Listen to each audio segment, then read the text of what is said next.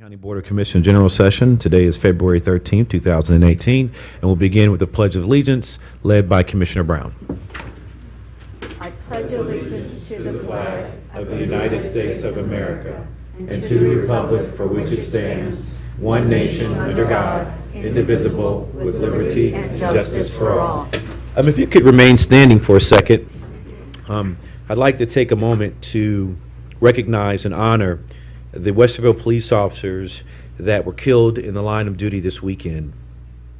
Officers Eric Joring and Anthony Morelli made the ultimate sacrifice. Their families are in our thoughts and in our prayers. Their brothers and sisters in blue at the Westerville Police Department and all of our neighborhoods in Westerville are in our hearts today. Please join me in a moment of silence honoring Officers Joring and Morelli.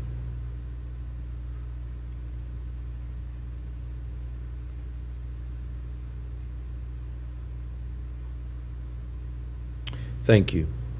Let me just close too by saying that there's an opportunity to support the families and the FOP. And the FOP has the only official GoFundMe page to raise funds for the families of the fallen officers. The address is gofundme.com/FOP Lodge 9 Help Fund. And so certainly if you can support the families of our men and women in service. Thank you so much for cooperation.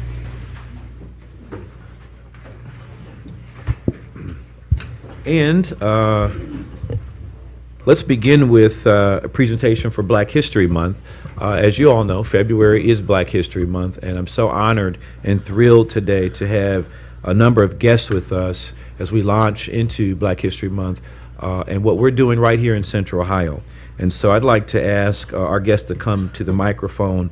Today we have with us Larry James from Crabb Brown and James, Tom Katzenmeyer, President and CEO of the Greater Columbus Arts Council, and Annette, I can never say her last name right, but I'll try, Misajunas.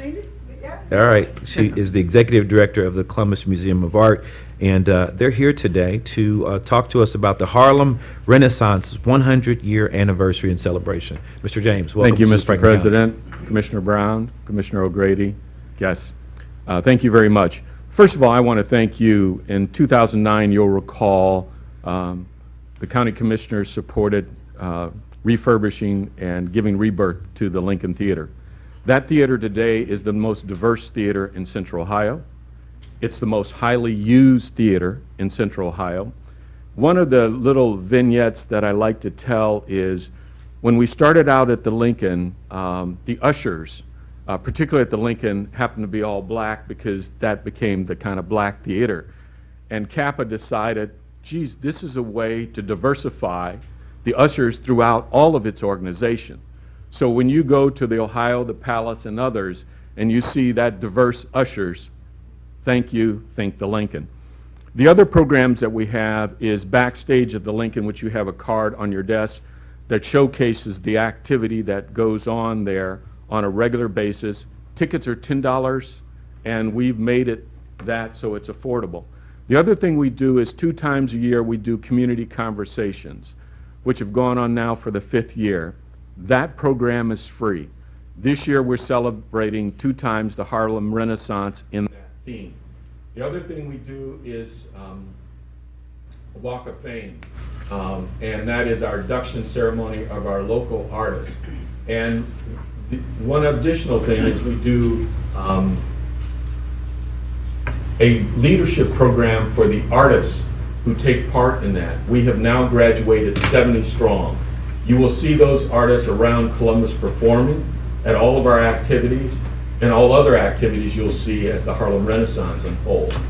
They have gone out, they have quit their jobs, they have started their own professional career, they learn a lot of things. So, culmination of that, talking to Tom, Nanette, and the folks at CAPA, we thought, what better way to celebrate the 100th anniversary of the Harlem Renaissance than have a citywide total art participation. So we have 25 arts organizations. The key, obviously, the museum, the Lincoln Theater, the Wexner Center, Momentum, and you have a list of all those 25 organizations that will showcase the history of the Harlem Renaissance. The one thing I've said about the Renaissance, though, it's not just restricted to the art of that period. It's all the derivatives. So I can say to the Pizzuti Gallery, do your best. I can say to the Wexner Center, do your best. So this birth that we give is a creation that Columbus can celebrate.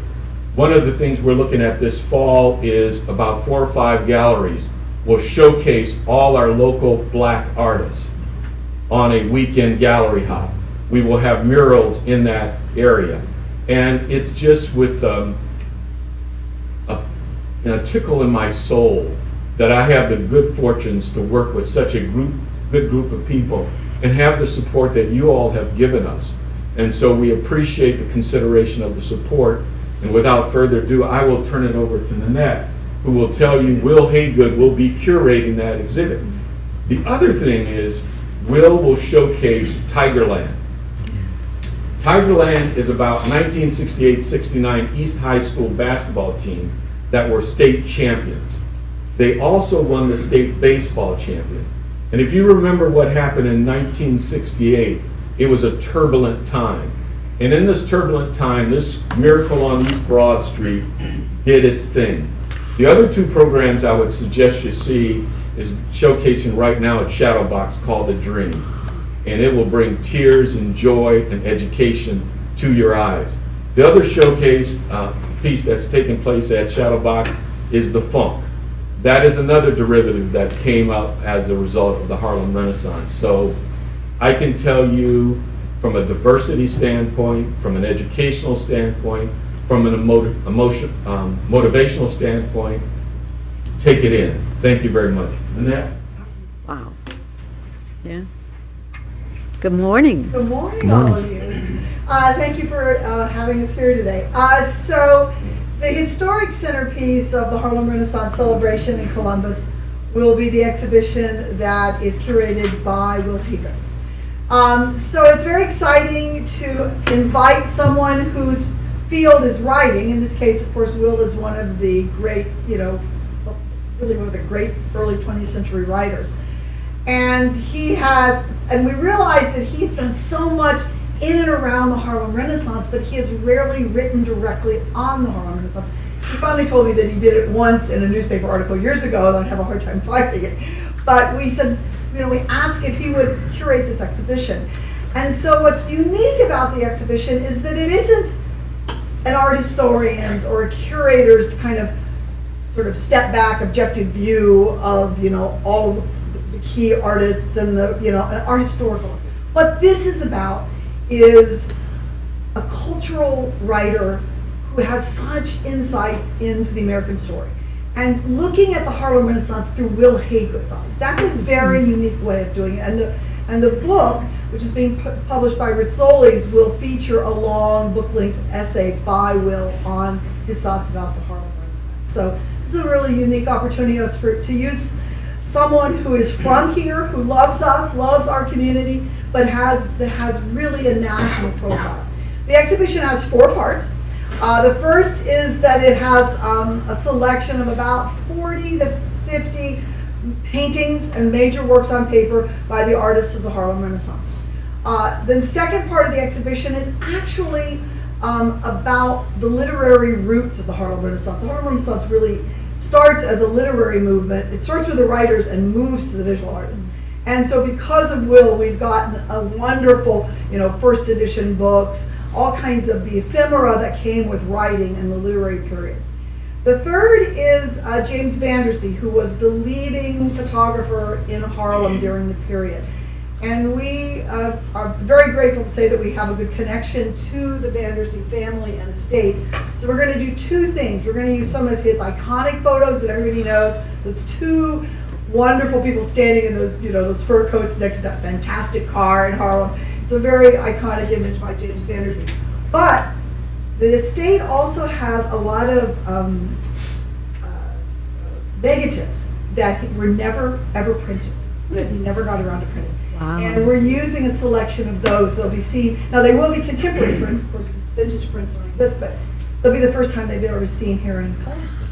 And then the fourth piece is really interesting. There's a collector in New York who has, his passion is to collect vernacular imagery, in other words, kind of snapshot and commercial photography of he has a very broad collection that traces the entire African American story since photography began. But he and Will and our curator Drew Sawyer have picked a selection of works specifically from the period that we're looking at, which is really the 20s, the 30s, and the early 40s.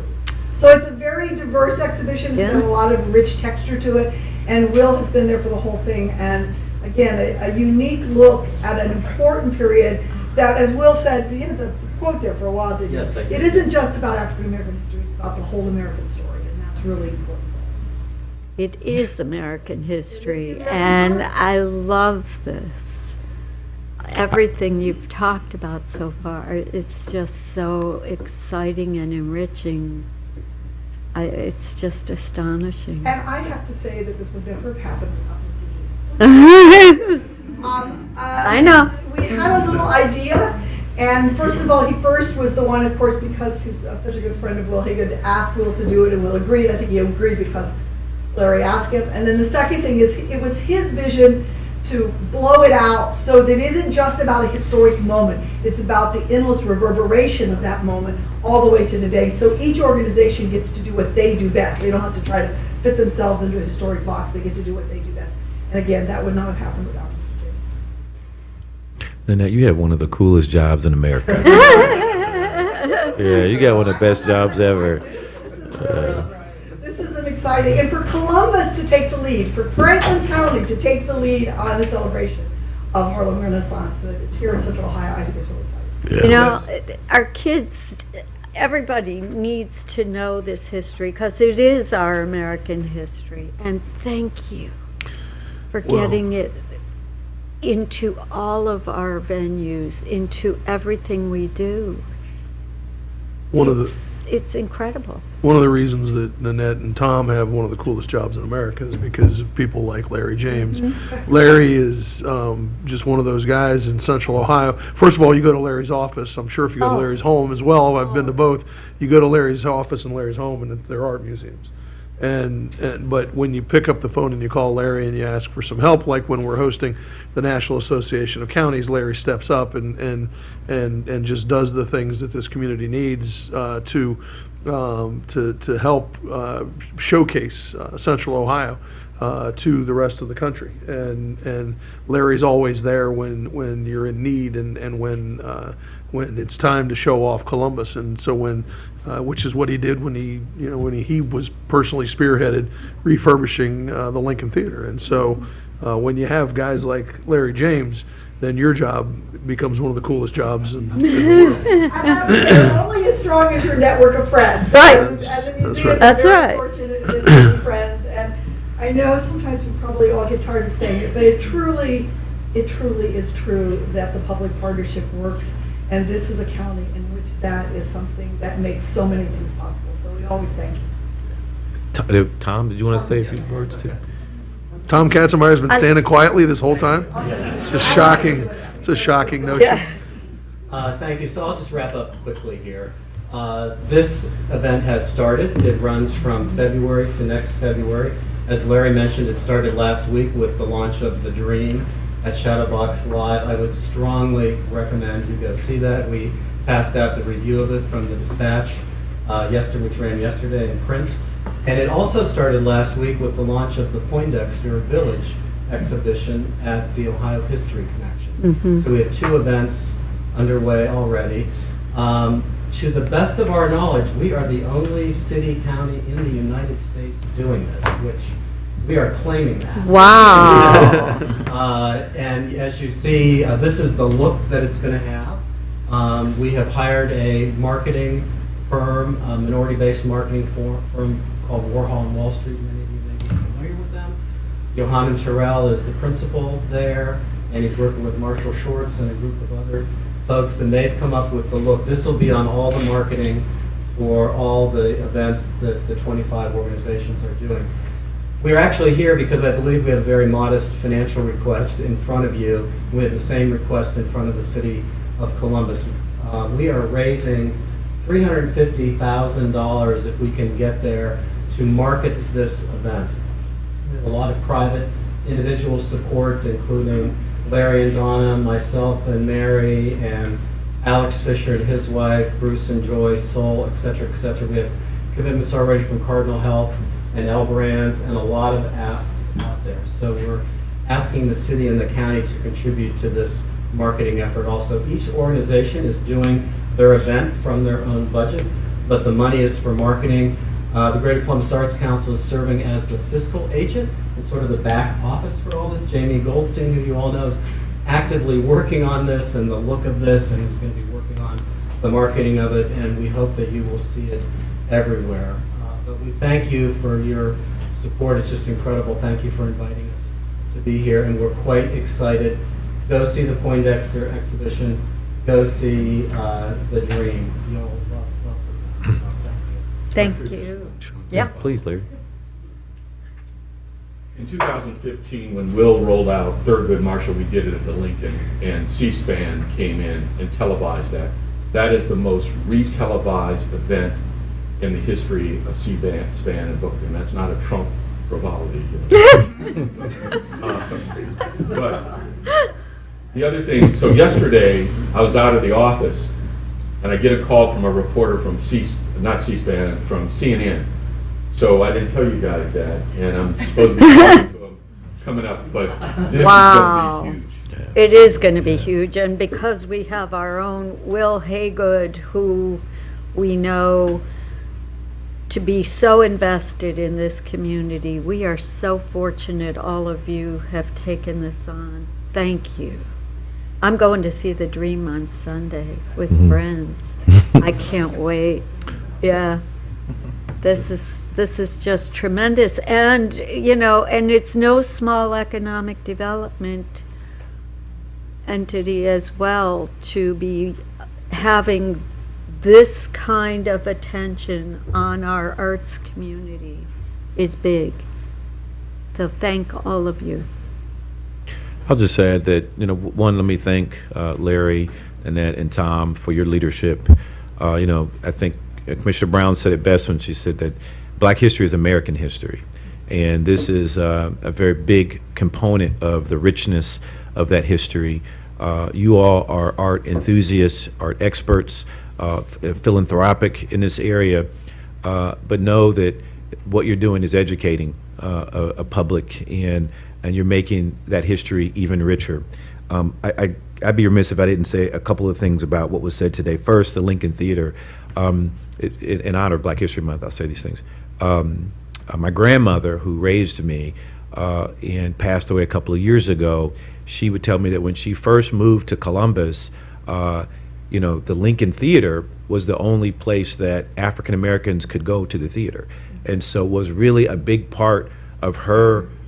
She came here as an adult, but it was a big part of her early adulthood in Central Ohio. And in my childhood, the Lincoln Theater was closed to my entire childhood and entire adulthood until Larry James began to lead the effort to reopen it and to redevelop it into what it is today. And so that's another contribution to that rich history, that African American history, but also Central Ohio history. And so that's a really special place for a lot of people in Central Ohio. And then the second thing I was going to bring up is Tigerland. I'm an East High School graduate, and those years are legendary in the hallways of East High School. And my mom and my uncle and my aunts all were students at East High School during the 60s, and so they experienced this. I can't even begin to tell you the number of times I heard that story about the 68 Tigers basketball and baseball team, but also track and field. They're Tiger Bells, and so they weren't state champions, but they had a lot of accomplishments, and so it's a great part of history. And then finally, I Too Sing America is one of my favorite poems, and it's something that throughout college I always had, and even now something that I read on a regular basis, and I just love the story that's built in that for African Americans, generally speaking. And so if you get a chance, if you've not read the poem, take a moment in your day or sometime over the next month to just read it and really try to inhale the spirit of what Black history means to, and I love how Commissioner Brown put it, what American history really means to a lot of people that are a part of this country and their ancestors are a part of this country. And so, and then finally, I say to the public that's watching, I mean, it's a whole year long worth of activities and efforts, and at every element, in the schools, in your church, in your neighborhood association, at work, there should be something that you learn about the Harlem Renaissance. I'm looking forward to it, and I think our community will be much richer and better because of this educational experience. And Larry, I mean, I want to just piggyback on what Commissioner O'Grady said. There is no one that is a bigger champion for the arts in Central Ohio. There's no one. You are on that podium by yourself, and we all appreciate and value everything you bring to this community. And so this is just one of many, many things that you've done, and we're all so grateful for your presence here and your support. I think everyone has raised me well. Yeah, we're gonna do a photo. Yeah, we'll do a photo. Thank you so much. Round of applause for them being here today, folks. Thank you so much.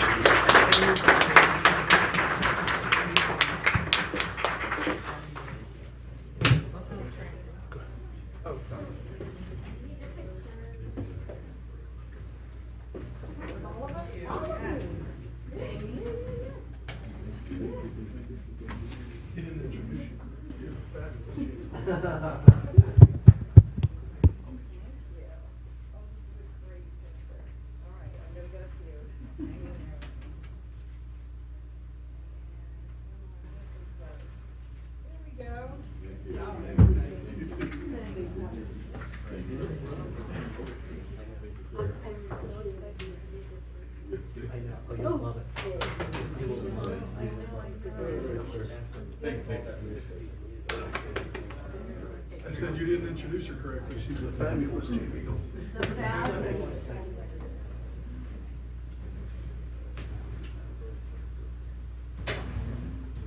Go ahead.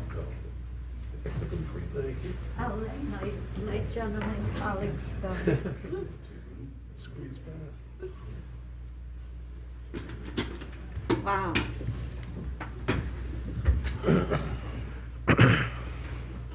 Exciting. All right. So next, we need a motion to approve the minutes from the January 30th, 2018 general session and the minutes of the February 1st and February 8th, 2018 briefing sessions. So moved. Second. Moved and seconded by Commissioner Brown, Yes. Commissioner O'Grady. Yes. Commissioner Boyce. Yes. The minutes have been approved. Thank you. Next, domestic relations first up. Resolution number 92-18, resolution authorizing a one-year contract with court-appointed special advocates of Franklin County in the amount of $359,200.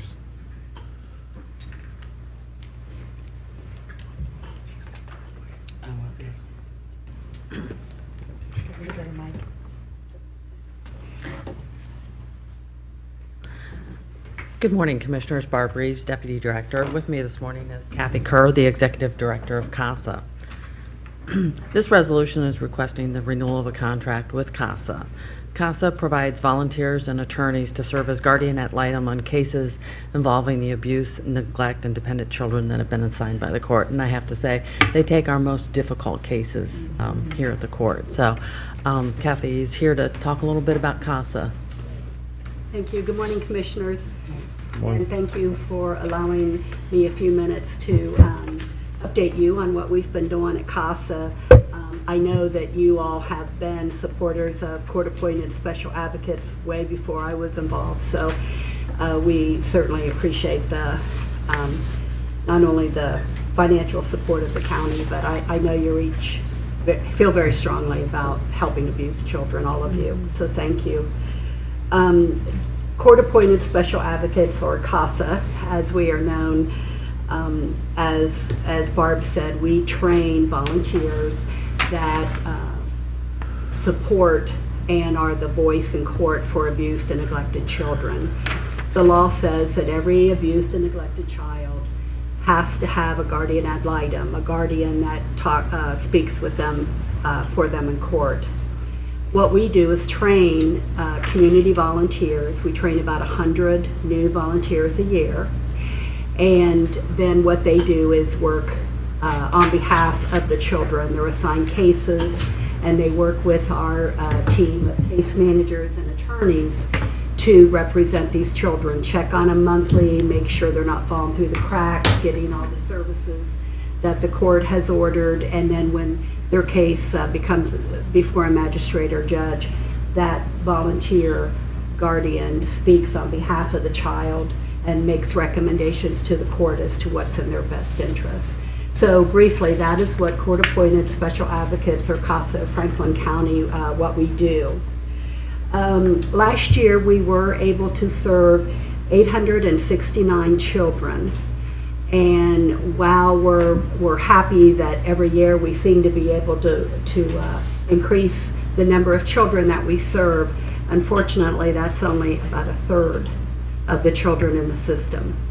So our goal is to continue reaching out to educate the public and try to recruit volunteers, to train them, and to get them on board to work with these kids. I will mention one new effort that we will be working on this year with the court. They have asked us to also get involved with youth that are sex trafficked. And so what we are going to do is expand our training and our reach to be able to train some of our volunteers to also be able to work with that group. Obviously, they are the most abused children in the community. They're out there peddling drugs and selling themselves. So we're going to be working on that specifically as well. I will mention two events, and I'm sorry the arts people are gone, but I'll be calling them after here. We have, as you know, we're a total nonprofit, so we certainly appreciate the support from the commissioners and the court. And then the rest of our funding, we write grants and we ask for corporate donations and individuals and that type of thing. We have two major events this year, and one is called the Artie Party. And this is the second year that we're going to be doing this event. And I wanted to mention it in case anyone is aware of any children in Franklin County that like to do art. We will be collecting art for about the next month for children 1st grade through 12th grade. And they will be in a contest and be judged. And then we're going to have an event Thursday, May 3rd for the children and their parents. And then on the 4th, we're going to have a reception and raise some money and auction these art pieces off. And we also have some professional artists that are donating pieces of artwork that we're going to be able to raise funding. And the whole theme is children producing artwork that's going to support abused and neglected children. So it's a really cool thing, and that the kids get to learn about abuse and what's right and what's wrong. And so it's an educational tool for these children, and it also gives them an opportunity to enter a contest and hopefully be awarded. Their first one was last year. This would be our second year that we're going to be doing this. And as Commissioner Brown is on our host committee, which we appreciate very much. And we're looking forward to that. And then our other big event every year is our breakfast, Speak Up for Children breakfast. And that'll be September 28th this year. It's a free breakfast, and we give testimonials and try to share with the community our mission in hopes of recruiting volunteers. And Kathy, if somebody wants to volunteer after watching and listening to you talk, how would they get in touch with you? Yes, the easiest way to get in touch with us would just go to our website, CASAColumbus.org. CASA, C-A-S-A, Columbus.org. and they'll be able to, all of our information is right on there. And I do want to also say that we're particularly in need of men for our young boys that are abused, and most of our kids are in foster care. And to have that adult man in their life that's going to be with them and support them through this process means a lot. So that's what we do, and we sure do appreciate your support. That's great. I will move for approval of Resolution 9218. Second. Moved and seconded in voting, Commissioner Brown. Yes. Commissioner O'Grady. Yes. Commissioner Boyce. Yes. Resolution number 92-18 has been adopted. Thank you very much. Thank you. Resolution number 93-18, resolution authorizing a one-year contract with Forum Ohio for various psychological services in the amount of $100,000. This resolution is requesting a contract renewal with Forum Ohio that provides psychological evaluations that have been ordered by the court. The rates for these various evaluations have remained the same as last year. Pending any questions, the court requests the approval of this resolution. Move approval of Resolution 9318. Second.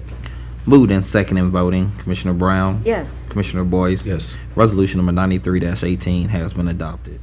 Resolution number 94-18, resolution authorizing a one-year contract with NetCare Corporation for various psychological services in the amount of $100,000. This resolution is just with a different provider, with NetCare Corporation, that will also provide psychological evaluations that have been ordered by the court, and their rates have remained the same as last year. Pending any questions, the court requests the approval of this resolution. Move approval of 9418. Second. Moved and seconded in voting, Commissioner Brown. Yes. Commissioner Boyce. Yes. Resolution number 94-18 has been adopted. Resolution number 95-18, resolution authorizing various contracts for attendance services in local schools in the amount of $169,260. With me this morning is Julie Troff, the Deputy Director of Programs. This resolution is requesting the approval of 5 contracts with local school districts to provide attendance service to youth and families to reduce truancy filings in the court. Gahanna, Hilliard, New Albany, Plain Local, Southwestern City Schools will each reimburse the court 50% of the salaries for the truancy officers. Groveport Madison will reimburse the court for 2 truancy officers that will be assigned to their court. And I'll let Julie tell you a little bit about the program. Thank you and good morning. The Truancy Intervention and Prevention Program reduces formal court filings related to truancy by partnering with local school districts to address attendance barriers and providing services and resources to youth and families within Franklin County. The truancy officers participate on absence intervention teams to address attendance barriers, violations of attendance policies, and strategies to overcome those barriers. Additionally, the truancy officers conduct conferences, they monitor youth attendance, and issue warnings to youth and families who violate attendance policies and applicable laws. As Barb indicated, the school districts that we're participating with are New Albany, Plain, Hilliard City, Groveport Madison, Gahanna, Jefferson, and Southwestern City schools. Just to kind of give a little bit of an overview of the number of youth that we have served since we began this program November 1st of 2017 up until January 31st, we have served 612 youth and families within Franklin County. I'll move approval of 9518. Second. Moved and seconded in voting, Commissioner Brown. Yes. Commissioner Boyce. Yes. Resolution number 95-18 has been adopted. Thank you. Thank you. Engineer's Office. Resolution number 96-18, pursuant to Ohio Revised Code Section 5543.06, setting Thursday, March 22nd, 2018 at 6 p.m. at the Boathouse at Confluence Park for the annual meeting of the Franklin County Engineer between Township and County authorities. Good morning, Commissioners. My name is Cornell Robertson, Franklin County Engineer. With me today is Carla Marable. Commissioners, as stated, this first resolution is for the annual meeting of county and township officials. We're proposing it be held on March 22nd, that's a Thursday, at 6 p.m. at the Boathouse Restaurant at Confluence Park. A change in location. I know. Yeah. Wow, I will move approval of 9618. This is the one that This used to is be like- at the Berwick Banner. Yeah. Was it used to be? Yeah, yeah. Yeah. A second. Moved and second in voting, Commissioner Brown, Yes. Commissioner Boyce. Yes. Resolution number 96-18 has been adopted. Resolution number 97-18, resolution awarding contract and approving contract bond to MP Dory Company for the 2018-2019 guardrail repair and upgrade program in the amount of $315,987.50. Commissioners, this resolution is for the guardrail maintenance program for 2018 and 2019. We propose MP Dory as the contractor. They have done this program many, many years. We had a competitive bid on January 16th and recommend your approval. Move approval of 9718. Second. Moved and second in voting, Commissioner Brown, Yes. Commissioner O'Grady. Yes. Commissioner Boyce. Yes. Resolution number 97-18 has been adopted. Resolution number 98-18, Trans Associates Engineering Consultants, consulting engineers appointed to assist the Franklin County engineer in providing traffic engineering services, Franklin County, Ohio, in the amount of $50,000. Commissioners, this resolution seeks approval of a consultant services agreement with Trans Associates to assist the Franklin County engineer in preparing and providing traffic engineering services. Trans Associates was selected using a qualifications-based selections process. Move approval of 9818. I'm sorry, just one.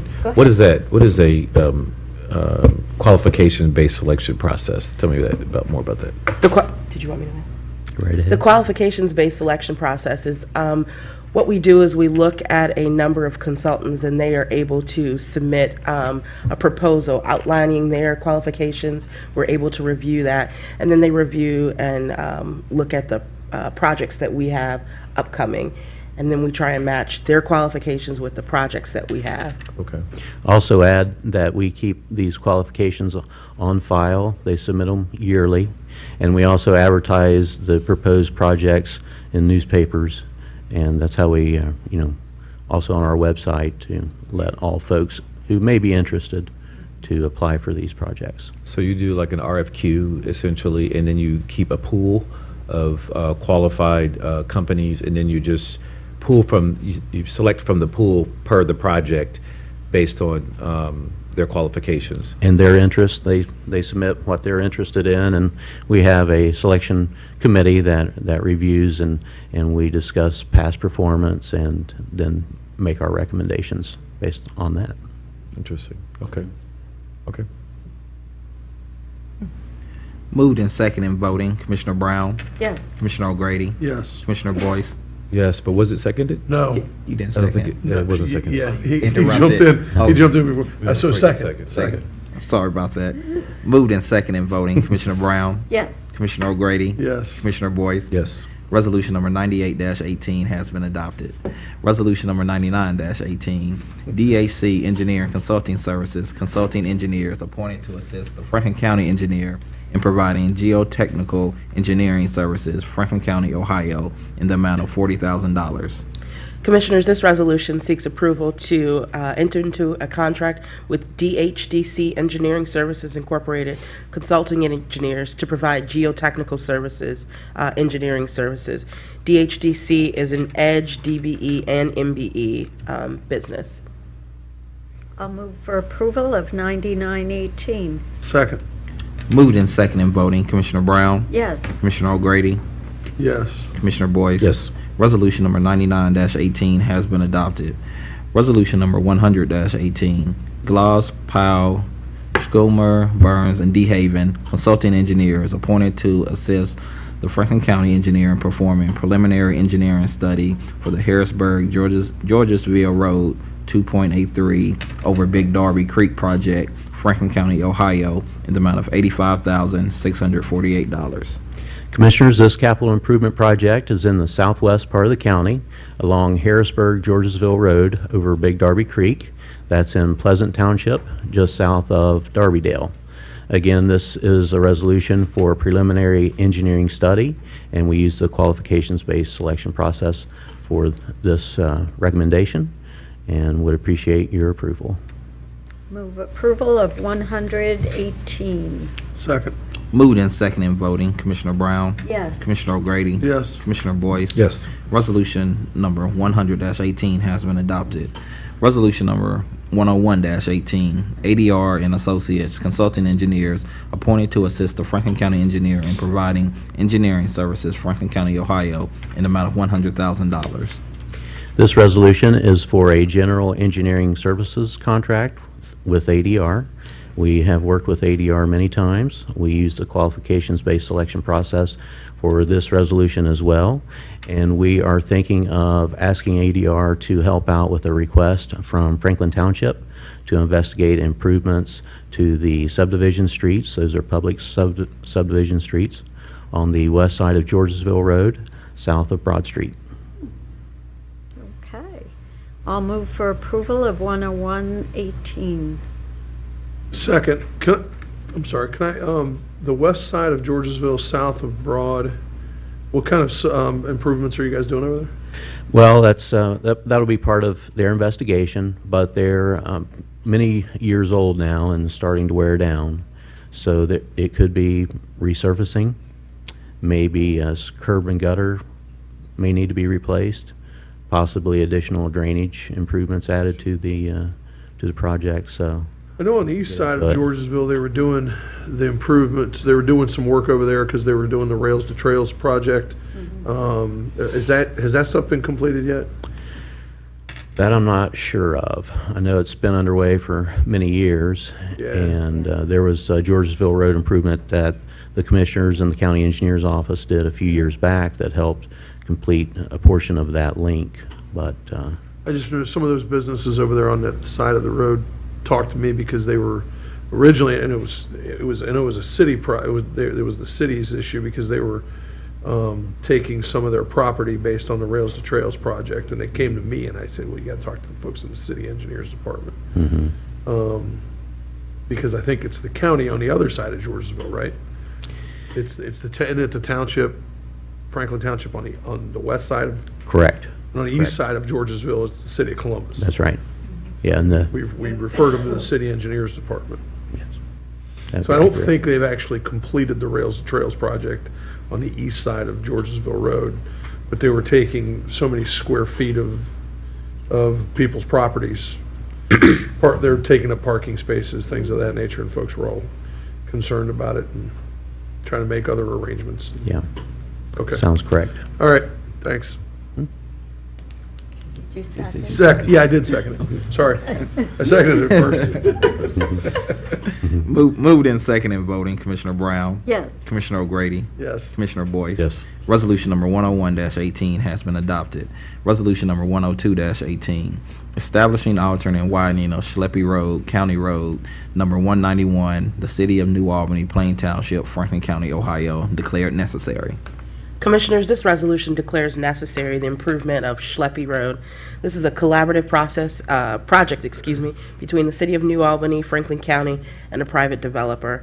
This project is within the city limits of New Albany and in Plain Township. I'll move approval of 102-18. Second. Moved and seconded in voting, Commissioner Brown, Yes. Commissioner O'Grady, Yes. Commissioner Boyce. Yes. Resolution number 102-18 has been adopted. Thank you very much. you. Sheriff's Office. Resolution number 103-18, resolution authorizing the donation of law enforcement equipment to the Lancaster City Schools. Good morning, Commissioners. Dave Masterson, Director of Administrative Services for Sheriff Dallas Baldwin. This resolution authorizes the donation of a driving simulator to Lancaster City Schools as allowed by Ohio Revised Code 307.12d. The device is no longer utilized by the Sheriff's Office, and we ask your approval of this donation. I'll move approval of 103-18. Second. Moved and seconded in voting, Commissioner Brown, Yes. Commissioner O'Grady, Yes. Commissioner Boyce. Yes. Resolution number 103-18 has been adopted. Resolution number 104-18, resolution supporting the Sheriff's Office to continue as lead agency in the countywide DUI task force and the approval of 23 contracts with 23 member agencies participating on the countywide DUI task force in the amount of $224,904.83. Commissioners, as mentioned, this resolution supports the Sheriff's Office to continue as the lead agency on the DUI task force to help reduce alcohol-related traffic accidents through sobriety checkpoints and saturation patrols. It also approves the contracts required by the state for other law enforcement agencies within Franklin County that will be participating on the task force. This will be the 12th year that the Sheriff's Office is filling the role of grant administrator, and pending any questions, we ask your approval of this resolution. I'll move for approval of 10418. Second. Moved and second in voting, Commissioner Brown, Yes. Commissioner O'Grady, Yes. Commissioner Boyce. Yes. Resolution number 104-18 has been adopted. Resolution number 105-18, resolution authorizing the acceptance of a Project Lifesaver grant from the Central Ohio Area Agency on Aging in the amount of $7,500. This grant will allow the Sheriff's Office to purchase 30 personalized wristbands that emit signals 24 hours a day on individually assigned radio frequencies that are capable of being tracked in an emergency. The technology is designed to assist those who care for people suffering from Alzheimer's and other related mental dysfunction disorders who may become lost. This is the second time we've been granted or given this grant, the last time in 2014. And with no questions, I ask your approval of this resolution. I'll move approval of 10518. Second. Moved and second in voting, Commissioner Brown, Yes. Commissioner O'Grady, Yes. Commissioner Boyce. Yes. Resolution number 105-18 has been adopted. Great, thank you. Emergency management. Resolution number 106-18, resolution authorizing a contract with Haggerty Consulting for SWAT exercise series in the amount of $76,332. Good morning, Commissioners. Jeff Young, representing Franklin County Emergency Management and Homeland Security. This resolution is for a series of SWAT exercises for a contractor to provide that to Franklin County Emergency Management and Homeland Security on behalf of the City of Columbus SWAT team, and will be inclusive to other regional SWAT teams to participate. This contract requires the contractor to provide both a tabletop and a full-scale exercise. It should take place calendar year 2018 in the north part of our county. This has been an exceptionally challenging contract coordinating between the State of Ohio EMA, a national contractor who has not done business locally, and the City of Columbus SWAT team. So I'd like to thank the purchasing office for their work, assistance, and quite honestly their patience working through this process. Without further questions, I request approval of this. I'll move for approval of 10618. Second. Moved and second in voting, Commissioner Brown, Yes. Commissioner O'Grady, Yes. Commissioner Boyce. Yes. Resolution number 106-18 has been adopted. Thank you. Thank you. Jobs and Family Services. Resolution number 107-18, resolution approving a contract agreement with United Way of Central Ohio for kindergarten readiness services in the amount of $300,000. They're going to cost you some chicken parm? Yes, soon. Good morning, Commissioners. Joy Bivens, Director of Franklin County Job and Family Services. Originally launched in 2010, Columbus Franklin County Kids provides childhood developmental screenings, referrals, and early learning resources to ensure children are ready for kindergarten. Screenings or learning checkups begin at the age of 2 and are conducted every 6 months to monitor the child's development and identify any potential issues promptly. Once the screenings are conducted, if there's any developmental issues that are identified, the children and families are referred to a organization such as Children's Hospital to assist with some of those unfortunate issues. In 2015, the program adopted the Evidence-Based Pathways Community Care Coordination Model, which is designed to connect families with wraparound services, including food assistance, housing, or health care, to further reduce barriers to children's developmental and academic successes. Under this contract, Columbus Franklin County Kids will identify 1,000 youth participants, conduct baseline screenings, and refer any children in monitoring range based on ASQ scores, ages to stages questionnaire for further interventions. Pending any questions, I would ask for your approval of this resolution. A lot of work that needs to be done with children. Right. I'll move approval of 10718, and thank you. Thank you, Commissioner. Second. Moved and second in voting, Commissioner Brown, Yes. Commissioner O'Grady, Yes. Commissioner Boyce. Yes. Resolution number 107-18 has been adopted. Resolution number 108-18, a resolution approving a contract agreement with United Way of Central Ohio for the tax time program in the amount of $84,438.54. Commissioners, Tax Time is a coalition of nonprofit business and government organizations formed in 2006 to provide free tax assistance, financial education, and saving opportunities. The goal is to help low to moderate income households claim available tax deductions or credits, avoid preparation fees, and advance on path towards financial independence. It combines 3 volunteer programs under one umbrella: United Way's Volunteer Income Tax Assistance Program, AARP's Tax Counseling for Elderly Program, and the Ohio Benefits Bank Program. Since its inception, Tax Time's IRS certified volunteers have helped more than 105,000 Central Ohio households claim over $112 million in refunds. The free service has also saved Central Ohio families an estimated $23 million in tax preparation fees, avoiding paid preparers who might engage in predatory practices such as refund anticipation checks. One of the things I want to share about this particular program is it's a very well coordinated program. There's 20 sites over Franklin County where low to moderate income families can come in and get their assistance with their tax preparations. Residents can learn more, schedule an appointment by calling Hands on Central Ohio 211 hotline, and they can also learn more by visiting taxtimecentralohio.org.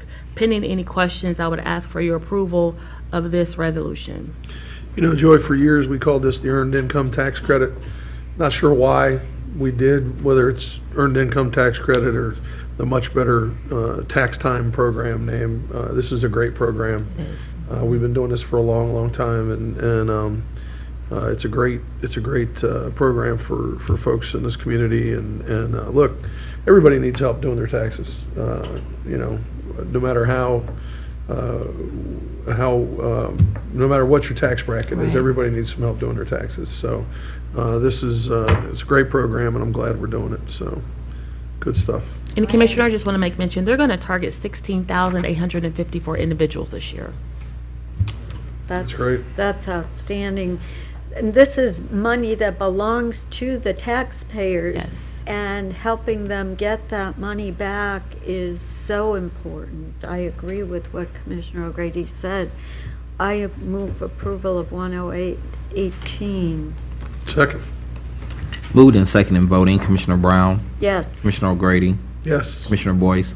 Yes, and Director, could you have someone just send some talking points over for this? Because I think I'm going to post some stuff on Facebook and social media just to really kind of push it out there Absolutely. amongst folks who follow. Absolutely. We'd all do that. Yeah. If you give us all the contact information. Absolutely. In just a short blurb on email, Yes. Yeah. you can get it Yeah. pushed That's out. a great idea. Yes, absolutely. Thank Really you. good. Happy to do that.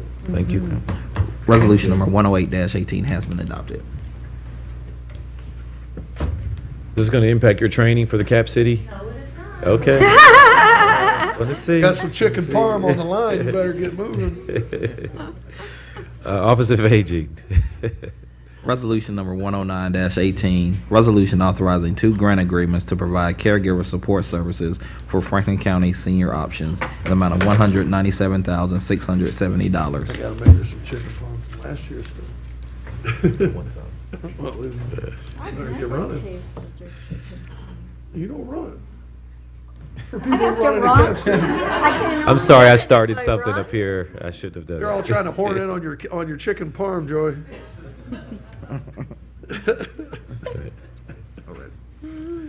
All right. Oh, sorry, ladies. How are you? Doing good. Good morning. Good morning, Commissioners. I'm Nancy Mail. I'm the Grants Administrator for the Franklin County Office on Aging. The Caregiver Support Program recognizes the important role that is played by the individuals who take care of seniors, thereby preventing and delaying the institutionalization of their charges for as long as possible. The projects funded under this category provide the caregivers with resources and support that will help towards reducing caregiver stress. Pending any questions, I ask that you approve this resolution. I think caring for somebody else, especially a parent or an aunt or a grandparent, is so stressful. So anything we can do to help reduce that stress. Yes. I move approval of 10918. Second. Moved and second in voting, Commissioner Brown, Yes. Commissioner O'Grady, Yes. Commissioner Boyce. Yes. Resolution number 109-18 has been adopted. Thank you. Resolution number 110-18, resolution authorizing a partnership agreement with Age Friendly Columbus and 14 additional grant agreements to provide health promotion wellness services for Franklin County senior options in the amount of $1,387,313. Projects in this category focus on helping seniors improve or maintain their health status. These include providing support for senior nursing clinics, purchasing exercise equipment that's senior friendly, obtaining much needed prescription medications for low income seniors, and providing free hearing evaluations and hearing aids for our seniors in the county. Speaking to the partnership with Age Friendly Columbus Initiative, the Age Friendly Initiative looks at what is needed in the physical and social environments to make a place where people can be healthy and age and be independent for as long as they age. I will not speak much on this because we do have two speakers I'm going to invite to support this resolution. We have Karen Mitchell, who is the Vice President and Director of Audiology at the Columbus Speech and Hearing Center. And we have Katie White, who is the Director of Age Friendly Columbus. So, Karen. Good morning. Thank you so much for the opportunity to speak with you this morning. I'd like to tell you a little bit about the program that we offer through Franklin County Senior Options at Columbus Speech and Hearing Center.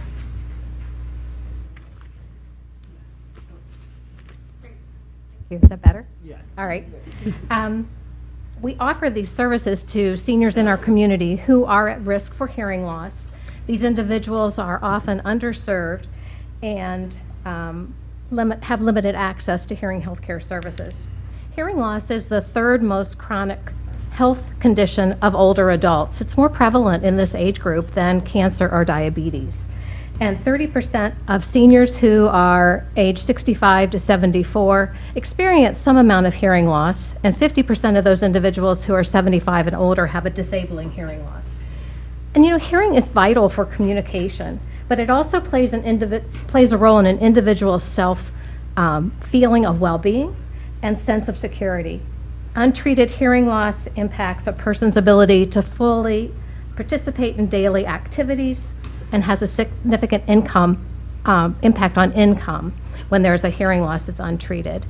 Not being able to speak with your friends, your family members, communicate with your physicians, it all creates a safety and health issue that we need to address, and we are addressing with this particular program.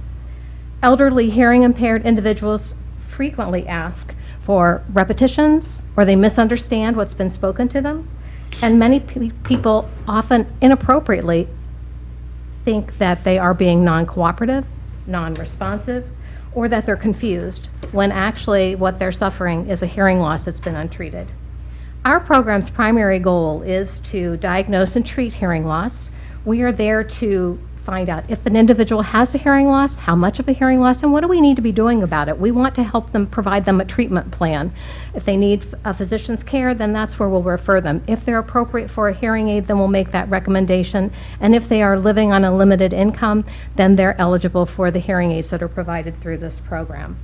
Many of our seniors in our community want to hear better, but they just don't have the financial resources to address the hearing loss and then address the need for hearing aids.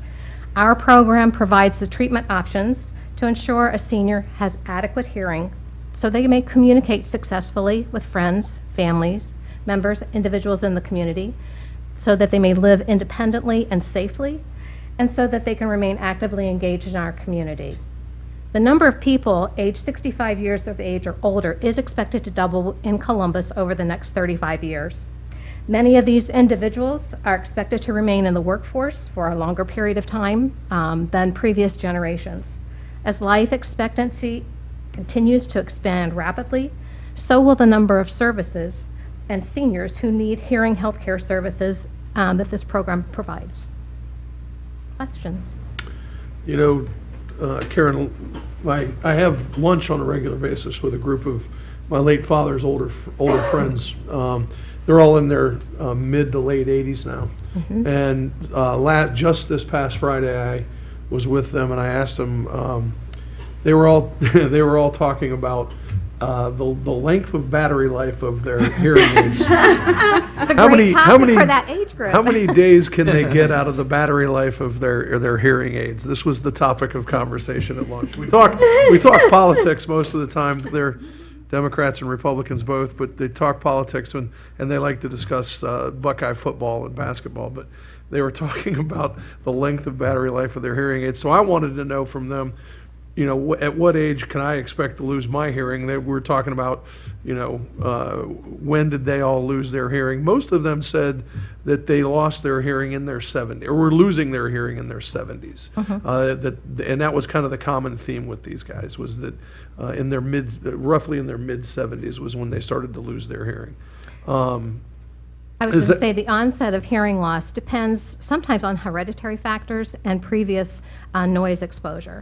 If you have a good family history, and you've not been working in a noisy environment or served in the military, then most of the time we start seeing that hearing loss kick in the mid 60s. You're right. There was one gentleman who, the oldest of the group, who's 89, lost his hearing in his 50s, but he thought he began to lose it because of his military experience. And so but the rest of them all talked about losing it in their 70s, and so thought that was interesting. So you've had the perfect example of how difficult it can be in a restaurant environment for individuals to follow the conversation, even when they have appropriate amplification. It can be difficult, and battery life varies per instrument. There's a group of us, and there's some of us that are younger, but most of them are older. There's a handful of us that are younger, and the younger guys, we strategically put ourselves in the middle of all of them so that we can relay messages. Thank you for your support. Thank you. Thank you. Katie? The only thing I'd add is that I remember when I was caring for my grandmother, it was very difficult to find a hearing aid that fit her appropriately, and B, they're very expensive. They are, and that's why this program is so important, because we're reaching the people that are not served by Medicaid or other managed healthcare programs, but they certainly don't have the resources to purchase a hearing aid on their own, but they need it so that they can live safely and independently. Thank you. Hi, Katie. Good morning. Thank you for having us here today, Commissioners. My name is Katie White, and I'm the Director of Age Friendly Columbus. I'm joined here today by Lisa Durham, Assistant Dean of Community Engagement and Strategic Initiatives with the College of Social Work at Ohio State University. Age Friendly Columbus began in 2016 when we entered the World Health Organization and AARP network of age-friendly communities. Over the course of 2 years, we heard from over 1,000 older residents in our community. We held focus groups in 6 languages, and we were joined by over 125 leaders from the community, many of whom are in this room today, as well as older adults, as we really took our time to understand what the challenges are in our community and what the successes are in our community for older adults as well. So this work has truly been an inclusive planning process. We pride ourselves on planning with our older adults, not for our older adults. And it was always our hope and our vision to take 2 years to learn what was happening in Columbus and then expand this work across the county.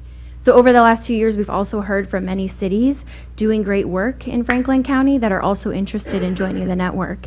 So I'm very excited and honored to be able to take what we've learned, strengthen our process, and really be committed to research and measuring our impact as we grow this program. So in 2 weeks, the National Advisor for Age-Friendly Cities will be joining us, and I'm working with your leadership staff to draft a letter of commitment from from Franklin County to say that we are ready to take this on and to grow this program. So thank you for the opportunity in making our vision come to fruition and expanding this work.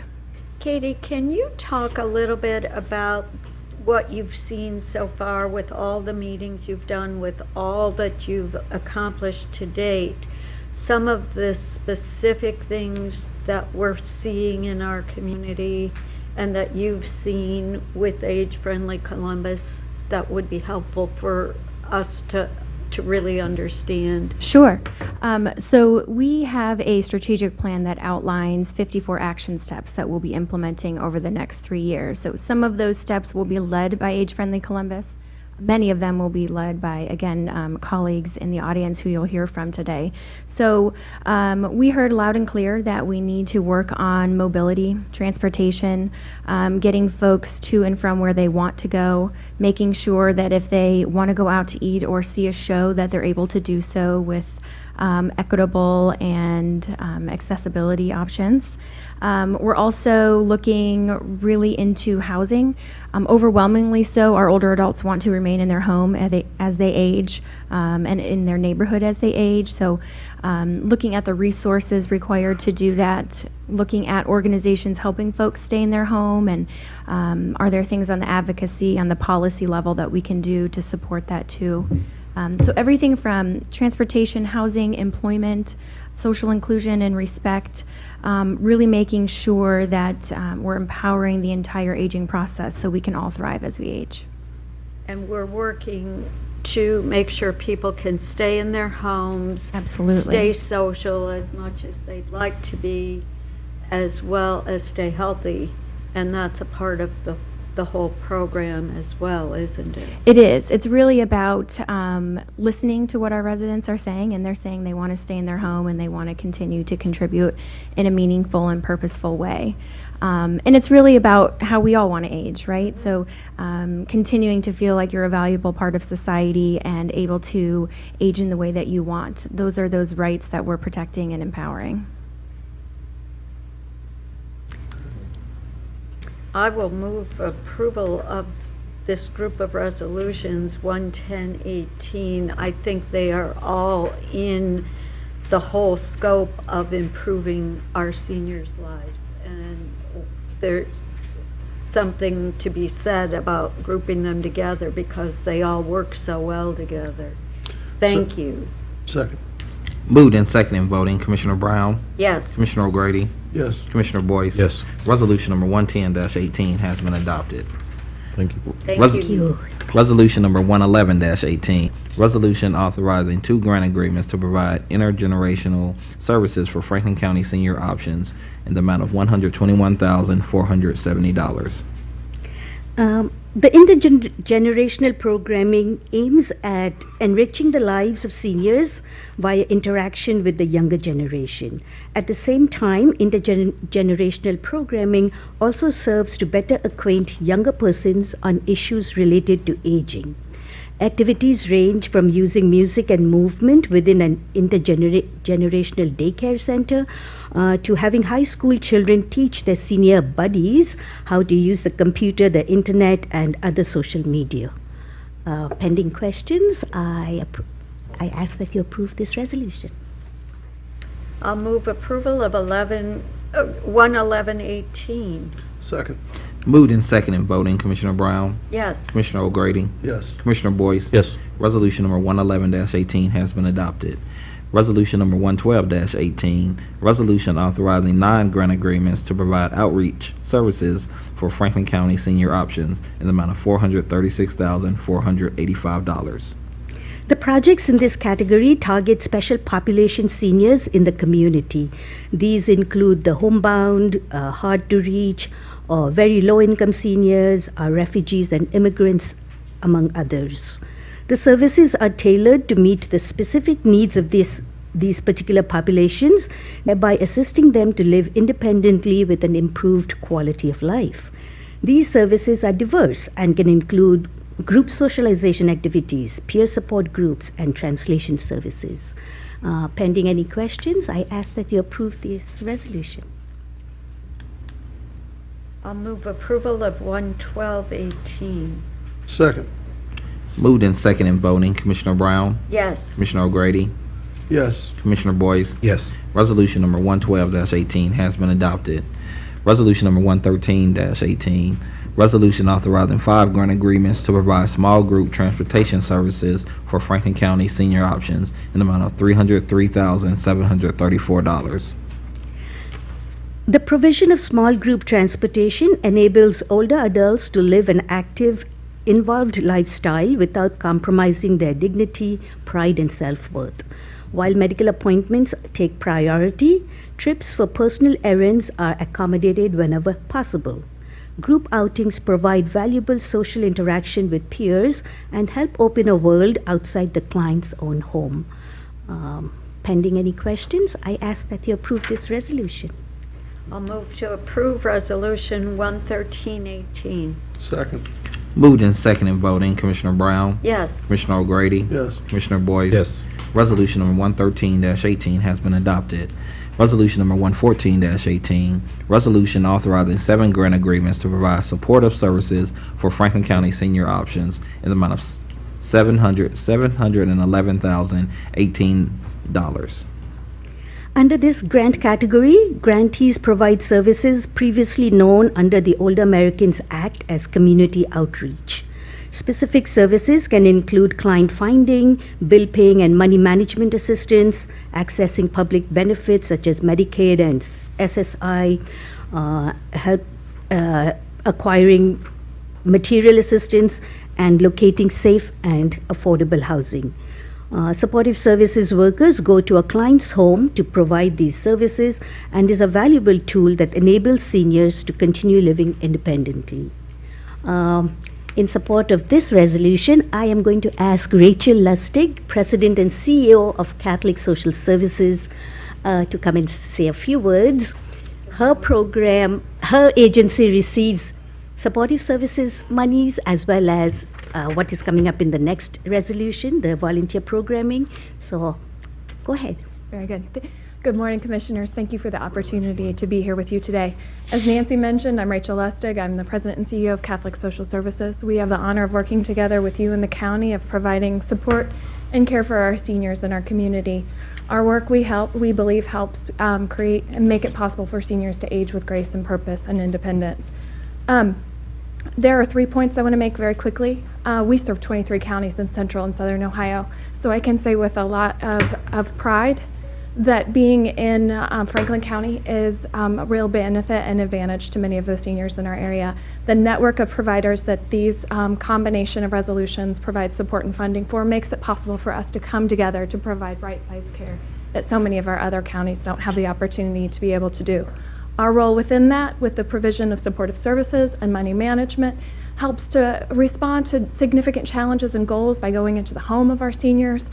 We are able to meet the needs of 97% of those goals. Now, what does that mean? Well, for Shirley, it meant that when her daughter, who was suffering with an addiction, scammed her, that we were able to help her to overcome that challenge, get back into a place of stability, and to be able to meet her needs and pay her bills. And for Jim and for his wife Donna, when they were living on a fixed income, all of a sudden their rent went up by $100. This is happening across our county, that we were able to provide them with a new home and an environment that they were able to afford. That's the kind of thing that makes it possible for these seniors to stay independent in their homes with the grace that they need. Our other role within it is to provide the volunteer work through the foster grandparent and the senior companion. We are able to provide purposeful, dignified volunteer opportunities which provide them with a stable or a supplemental income through a stipend. And for these seniors, they go into schools, helping kids do better in school, or going into the homes of isolated individuals, helping them to feel less lonely and less socially isolated.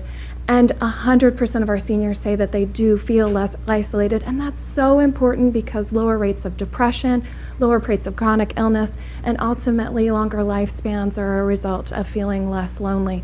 So thank you for that opportunity to be able to provide those services. As we see this incredible growth in the senior community, Catholic Social Services adopted a strategic plan 3 years ago where we said we've got to go wider to serve more seniors. And we've been able to do that. We are now serving 45% more seniors than we were in 2014. And a lot of that has come because of the great partnership that we have with you. So thank you for the opportunity to speak in support of these programs. Thank you. And thank you for putting a face on the issues and the contracts that we're doing. It's all about people and helping our residents get more of what they need to be successful. Thank you. I'll move approval of 11418. Second. Moved and seconded voting. Commissioner Brown? Yes. Commissioner O'Grady? Yes. Commissioner Boyce? Yes. Resolution number 114-18 has been adopted. Resolution number 115-18, resolution authorizing 4 grant agreements to provide volunteer services for Franklin County Senior Options in the amount of $230,703. Before I speak to that, I just remembered, I thought I was doing so good. I just realized I forgot to invite Joy Chivers, the CEO and president of Gladden Community House. She was supposed to speak on the outreach grant. So perhaps after this, could we allow her to say something Sure. to you? Thank you.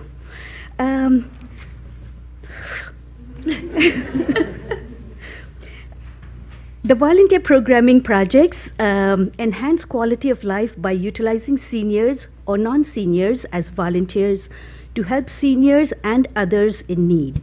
Projects range from using retired seniors as volunteers to help other seniors find employment, to become foster grandparents to help struggling students in school, to recruiting adults who become volunteer guardians of mentally incapacitated indigent seniors, to using senior companions to provide peer support to homebound frail seniors. So if you don't mind, if we have a little hiccup here, Joy, would you mind please coming up? Hi. Good morning, Commissioners. Morning. I apologize a little bit. I'm under the weather still, so it would have been okay if you passed me up. So, yes, I am Joy Shivers, President and CEO of Gladden Community House. Thank you for having me here this morning to speak on behalf of our client in Franklinton, as well as the Hilltop and the Southwest communities. We offer, through the Senior Options Grant outreach program to our Near West Side seniors, and we are, our goal is to maintain independent living in their homes, their apartments, reduce their loneliness, their isolation, as well as insecurity. We help them to address the housing, health, and safety issues that negatively impact their quality of life. We also offer, through our food pantry, a senior services program that attempts to meet the emergency food assistance for them. So we're providing them a 3-day emergency food supply for them. We're also checking on them when we're in the homes and delivering that food to make sure that there are no additional needs that they need as well. Our service area, I don't know if you know this, but it really is 3 times the rate of the county poverty rate. Okay, so we are really seeing a high incident of poverty in our service areas. So our services is definitely needed to address the issues of poverty, to make sure that they have home security. And many of our residents are living in rental properties, 74% of them are, and we are seeing the rents go up, all right, in Franklin County. Sure. So, you know, more importantly, that 70% of the 35,000 residents in Franklinton, Southwest, and Hilltop communities are 60 years and older. Okay, and we're going to see that climb, right, in Franklin County as we see the aging in place and the aging population go up. So there's going to be more and more need to service our seniors. And many of them, as I had mentioned, are in poverty and on fixed income. So there's going to be more needs that we will need to address as well. So our goal really is to wrap our services around the seniors in making sure that they are living independently, staying in their homes but not isolated. But we also want to make sure that they are not becoming homeless. We are seeing an an increase in an incident in our seniors to becoming homeless.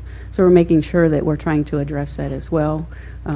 We work with the Community Shelter Board on prevention of homelessness as well, to make sure that they're able to stay in their homes and secure and safe in providing those services for them. So last year we served about 94 seniors, and we had many referrals to other services such as the Columbus Speech and Hearing, as well as many other services that we are connecting them with. So I thank you, and I thank you on behalf of our senior clients for the funding that you have given us over the years, and we look forward to continue to have that funding to help the seniors within our communities. Thank you so much. Thank you. Yes.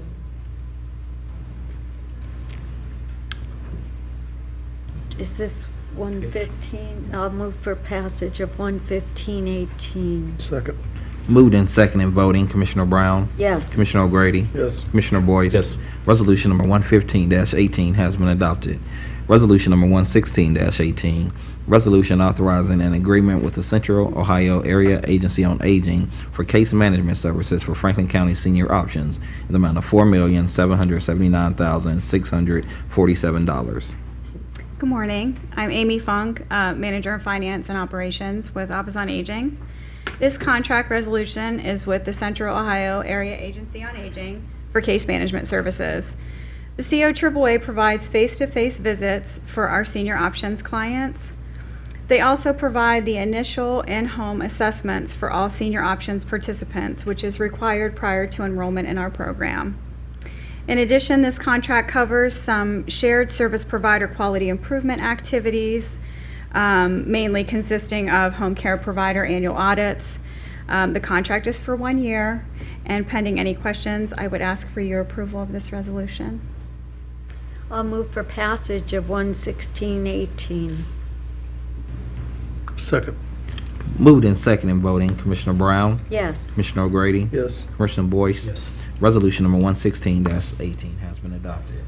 Resolution number 117-18, resolution authorizing a novation agreement with Phoenix Home Care Passport Program.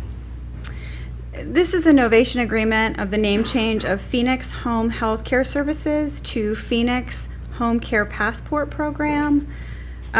Phoenix provides home care, personal care assistance, and respite to our Senior Options clients. Phoenix was awarded a home care contract on October 10th of 2017. And pending any questions, I ask for your approval of this resolution. Nothing but the name is That's correct. changed, no material. That's correct. service Just a changes. name change. Okay. I'll move for passage of 11718. Second.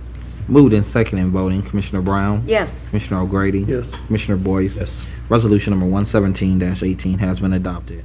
Resolution number 118-18, resolution authorizing a grant contract between the Central Ohio Area Agency on Aging and Office on Aging for services under the National Family Caregiver Support Program in the amount of $239,777. This grant will allow Franklin County to receive federal funds under the National Family Caregiver Support Program. Established in 2000, the National Family Caregiver Support Program funds a range of supports that assist family and informal caregivers to care for their loved ones at home for as long as possible. Pending any questions, I ask that you approve this resolution. Move for passage of 11818. Second. Moved in second and voting, Commissioner Brown? Yes. Commissioner O'Grady? Yes. Commissioner Boyce? Yes. Resolution number 118-18 has been adopted. Thank you so much. You know, y'all was telling Nanette and Tom, oh, y'all have the best jobs. And I'm thinking, sitting there and thinking, you don't know. I think I have one of the best jobs in this county. I work with some fantastic nonprofit partners, and there is this synergy, and you hear from seniors, and you talk to seniors, and you hear the impact you're making in their lives. I go home thinking, I did good today. So thank you so much. Thank you. That's great. I really appreciate your passion, and then thanks for sharing that with us, because you're right.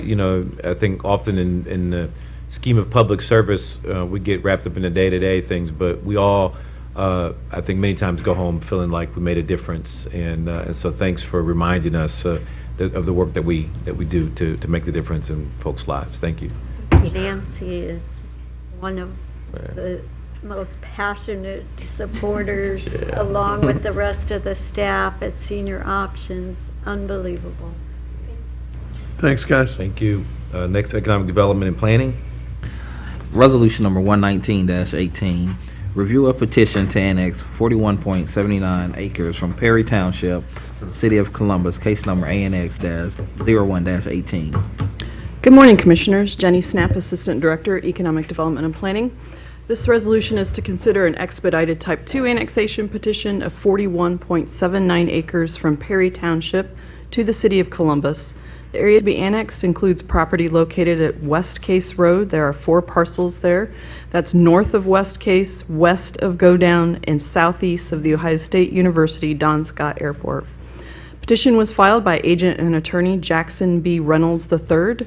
Jack is in attendance if you should have any questions, on behalf of the property owner of the state of Ohio, and that's The Ohio State University.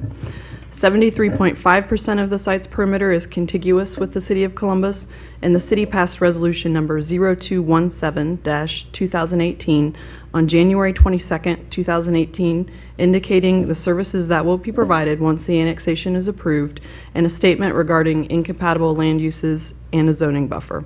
Petition meets all statutory requirements of Ohio Revised Code Section 709.021, and pending any questions, we request your approval. I see Jackson Reynolds here. You have anything you want to add? No, thank you. I will move for approval of 119-18. Second. Moved and second in voting, Commissioner Brown. Yes. Commissioner O'Grady. Yes. Commissioner Boyce. Yes. Resolution number 119-18 has been adopted. Thank you. Thank you. Public Facilities Management. Resolution number 120-18, resolution authorizing a modification to the contract agreement with McKinney Drilling Company to perform additional casings activities associated with the construction of the Franklin County Correction Center at an increase in the amount of the contract not to exceed $654,610 for a total amount of $1,577,566. Good morning, Commissioners. Chris Long, Deputy Administrator. The next 2 resolutions are in regard to the Correction Center on Fisher. The first resolution is for a contract modification to provide for additional caisson work.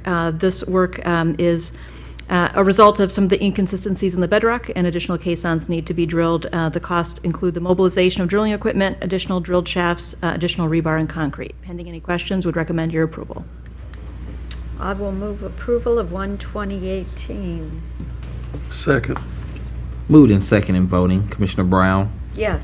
Commissioner O'Grady. Yes. Commissioner Boyce. So I'm sorry, I just want to clarify one thing. Yes. So it's an increase, but it's money we budgeted for, within contingencies of some sort. This is an additional contract modification, so the overall project has been budgeted for, but this is additional funds provided to this contract. So a contract modification increases the original contract amount to provide for the additional drilling of the caissons. Right, but I'm saying, so does the overall project amount? Correct. The overall project amount does have, yes, I apologize, yes. Okay. Correct. Yes. So pulling within just money that we've already set Correct. aside, but it just increases this specific Correct, contract. absolutely. Yep, yes. Resolution number 120-18 has been adopted. Resolution number 121-18, resolution authorizing a modification to the contract agreement with George J. Igo and Company to perform additional site work and underground utilities activities associated with the construction of the Franklin County Correction Center at an increase in the amount of the contract not to exceed $133,478 for a total amount of $3,063,721. Commissioners, this is a modification in regard to the site work and underground utilities package. This is for additional heavy-duty cleanouts, storm structures and water line, modifications to the sanitary line and storm heads, and revisions to the retaining wall. Again, in answer, Commissioner Boyce, to your question, same answer in terms of the overall budget contingency, and would recommend your approval. Okay, thank you. Move for approval of 12118. Second. Moved in second and voting, Commissioner Brown? Yes. Commissioner O'Grady? Yes. Commissioner Boyce? Yes. Resolution number 121-18 has been adopted. Thank you. Next, Homeland Security and Justice Programs. Resolution number 122-18. Resolution authorizing a contract with Security Solutions International for the purchase of law enforcement and security training under the State Homeland Security Program in the amount of $12,000. Good morning, Commissioners. Jessica Hughes with Office of Homeland Security. The resolution we have this morning is a contract request for training for our regional quarterly information liaison officers. We have requested a contract with Security Solutions International to conduct a 2-day event speaking on predictive and behavioral analysis. Security Solutions International is an internationally recognized industry leader in homeland security, terrorism prevention and response, as well as emergency management. This program is a result of lessons learned in the field, which is beneficial to our region and upcoming events. Pending any questions, we request your approval on this resolution. Move for passage of 12218. Second. Moved in second and voting, Commissioner Brown? Yes. Commissioner O'Grady? Yes. Commissioner Boyce? Yes. Resolution number 122-18 has been adopted. Resolution number 123-18, resolution authorizing a subgrant award and contract to the Franklin County Sheriff's Office for child identification equipment through fiscal year 2015 Justice Assistance Grant in the amount of $31,288. Good morning, Commissioners. Michael Daniels with the Office of Justice Policy and Programs. As stated in the title, this is a subgrant award with the Franklin County Sheriff's Office. Through the fiscal year 2015 Justice Assistance Grant, they will be purchasing new equipment to create the child identification kits that have become very popular. Sheriffs go out, parents can bring their kids, they take a photo, a fingerprint, create an ID card, and then the parents can have that in the unfortunate event that should the child go missing or something else like that happen, they're easier to track. The current equipment was purchased in 2013, has run its natural lifespan, and so we're replacing it with more modern equipment. Pending any questions, I'd ask your approval. Move approval of 12318. Second. Moved in second and voting, Commissioner Brown? Yes. Commissioner O'Grady? Yes. Commissioner Boyce? Yes. Resolution number 123-18 has been adopted. Thank you, Commissioners. Next, we have Community Partnerships. Resolution number 124-18, resolution authorizing a collaboration agreement with the Community Mediation Services to support tenant education and landlord-tenant mediation in the amount of $100,000. Commissioners, this contract resolution would provide funding to the Community Mediation Services Group, who really see about the important work that we've heard about. We know that there are a lot of different sectors of our community who are facing evictions, who want to remain living in their own home environments. And Community Mediation Services, we are contracting with them to do the work that they do best, helping persons who are facing eviction to work out an agreement with their landlord to stay and pay. So in other words, let's make a payment agreement so that you don't have to move out.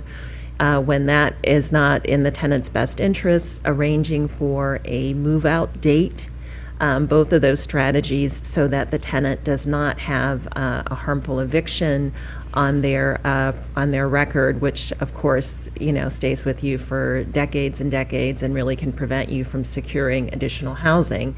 Also, another big part of this contract is to provide tenant education so that tenants would know their rights. A lot of times, we recently heard an employee from Community Mediation Services say, tenants will think, well, what do I have, 30, 45 days? They don't realize, no, you don't have 30 or 45 days to vacate the premises. You have 22 days from the day that your notice was posted to your apartment. So Shelley Whalen and her group is providing that essential education so that tenants would know their rights, so that landlords and tenants would be able to work together and avoid that eviction, which can of course lead to homelessness. And unfortunately, here in Franklin County, our eviction court is very, very busy. We see an average of 18,000 evictions filed every year. We lead the state, and we are per capita one of the highest, one of the busiest eviction courts in the nation. So, pending any questions, I would request approval of this resolution. Thank you. I'll move approval of 12418. Second.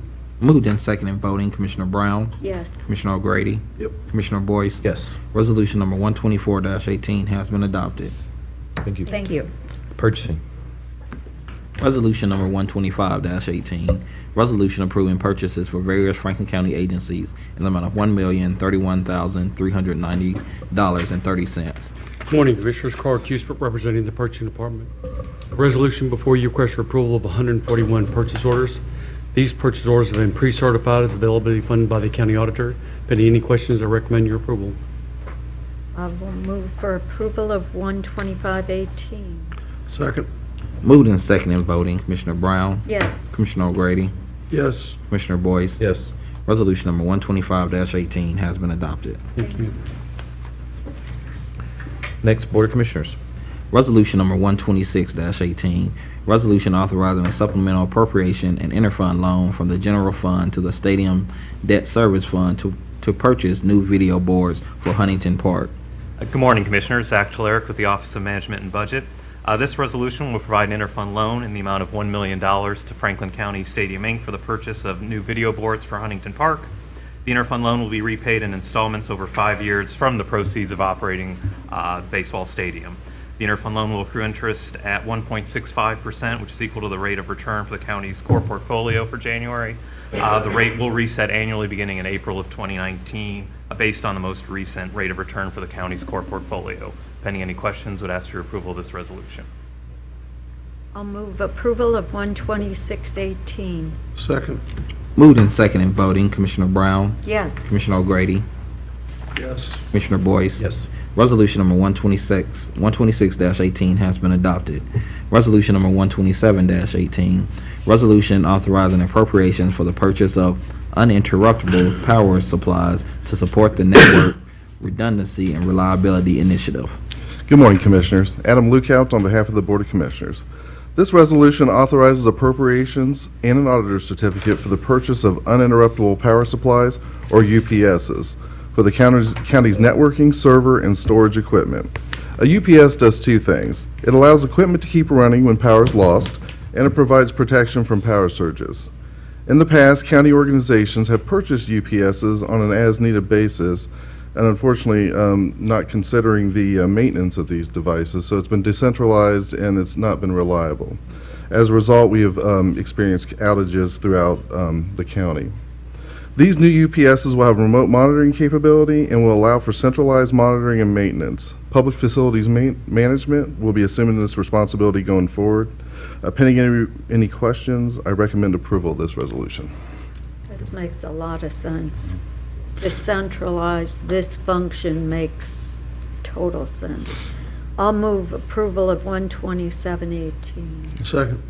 Moved and seconded voting, Commissioner Brown, Yes. Commissioner O'Grady, Yes. Commissioner Boyce. Yes. Resolution number 127-18 has been adopted. Thank you, Commissioners. Are there any generalizations? There are none today, Commissioner. Thank you. That concludes our meeting for February 13th. Thank you so much for being here, everyone.